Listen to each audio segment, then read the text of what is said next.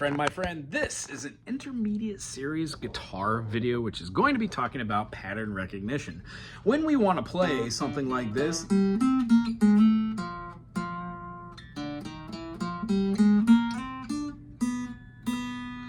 it doesn't matter if we know what those notes are, but it's really easy to know that if we have a C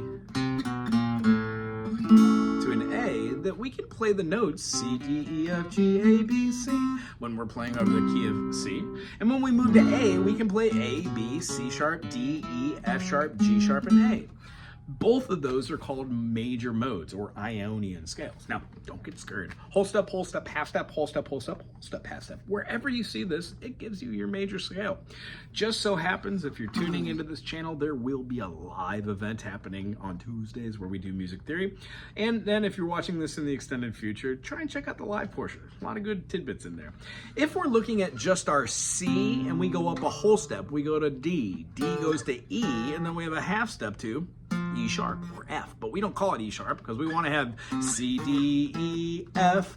Another whole step gives us G, another whole step gives us G, another whole step after that gives us A, and then we're going to be taking that A to B and then B right to C. So we've got C, D, E, F, G, A, B, C. Now that's going all the way up on the same string.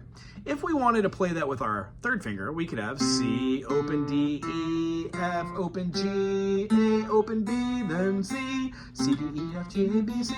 That's a C major open phrasing. If we wanted to play a D minor and then play the C major scale from the D, D, E, F, G, A, B, C, D, it gives us a mode called Dorian.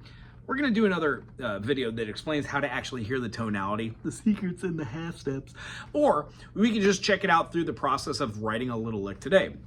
What we're going to take you through here is a way to practice the circle fifths: C major, G major, D major, A major, E major, B major, F sharp major, C sharp major, going up in fifths.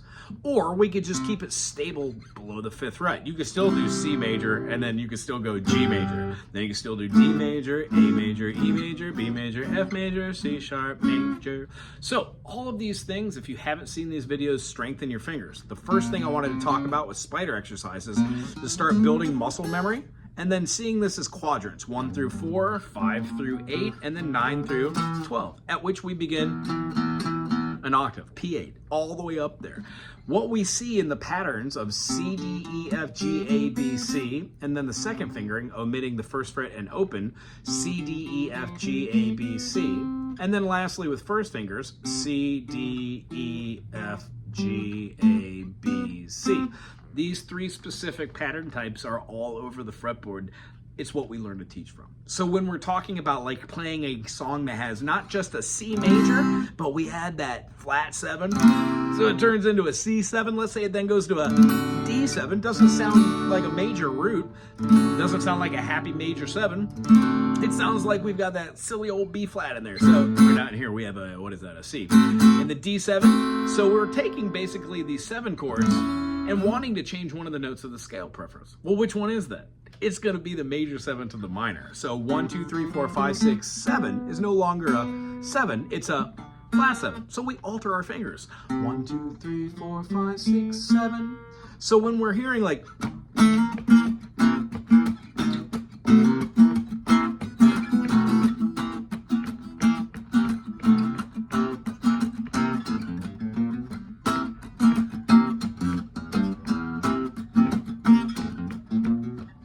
we can throw bass grooves in there. E, F, F sharp, G. Now the F sharp, not in the key of C, but the E, the F, and the G, they're in the key. So that note was an accent note or an accessory note or just a note that goes in between.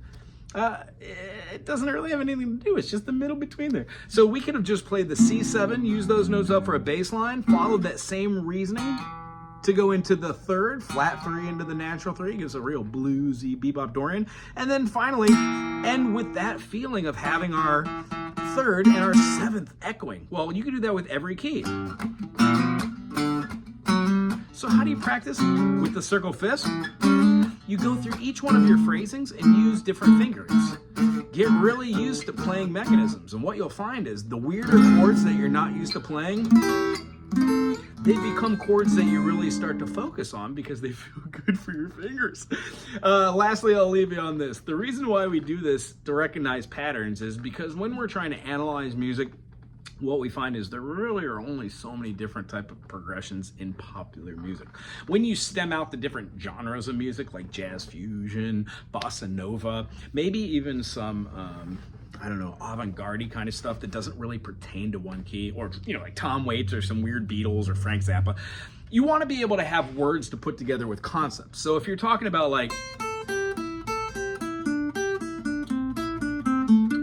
you can talk about descending arpeggios in the key of A minor, or rather descending pentatonics in the key of A minor. If you wanted to talk about descending arpeggios in the key of A minor, you absolutely can talk about that as well. But you need to have a little vocabulary in the beginning to wrap your brain around what this A minor and this A major might feel like. And it's all based off of the circle fifths and our series of the cage system. So if any of this kind of makes sense, when we learn something down here, not only can we move it up here, make a bar chord, but the same chords you learned down there, like the C major, you betcha, the D minor, the E minor, I just move it up for the F major. You can pull this down and bar G major. There's that A minor shape, but now we've shifted our tone of center of tonicity from the C major, whoop, all the way up here. So that last sixth chord, when we're playing it diminished, still resolves. You just have different chords for your fingers. That is really the difference between beginning guitar and intermediate guitar. Getting away from the fifth fret, moving past here, and then trying to utilize 1, 2, 3, 4, 5, 6, 7, 1 to explain how to hear like Lydian, which is nothing more than 1, 2, 3, sharp 4. Not an F, but an F sharp. C Lydian, you will then recognize as just like G major. So if you have a groove that's going C major to G, maybe a good solo pattern is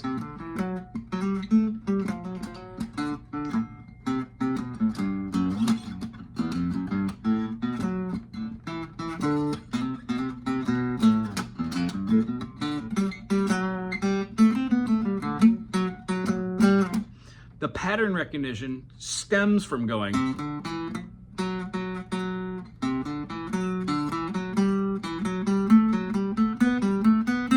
I've replaced that 1, 2, 3, 4, 2, 3, 4, 5, 3, 4, 5, 6. That's a 4-note pattern. What if I did a 2-note pattern into a 3-note pattern into a 4-note? 1, 2, 1, 2, 3, 1, 2, 3, 4. 1, 2, 1, 2, 3, 1, 2, 3, 4. See how we can build patterns? It's boring in the beginning, but what happens is you tend to hear chords and patterns from songs as being kind of like repetitious. So if you hear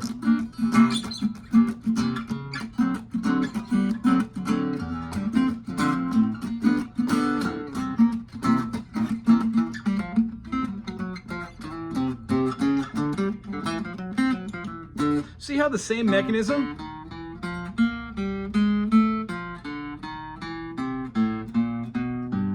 can be utilized, and the reason why I like to play outside the box using C Lydian, because it feels good when you do your resolution to your G, no matter what that G is. Hope that helped a little bit as far as pattern recognition. It really stems from knowing what your major scales are, no matter where you do that major scale. If you know how to flatten one of your notes, 1, 2, 3, 4, 5, 6, flat, 7, 1, you've just achieved mixolydian. Try that in every key.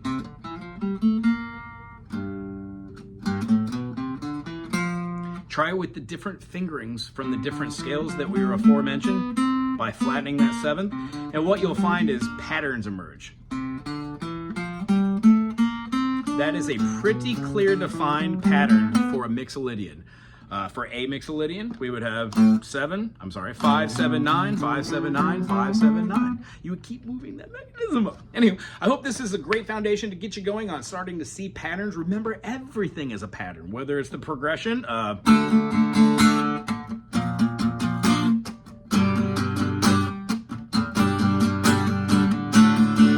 you can move it anywhere on the guitar.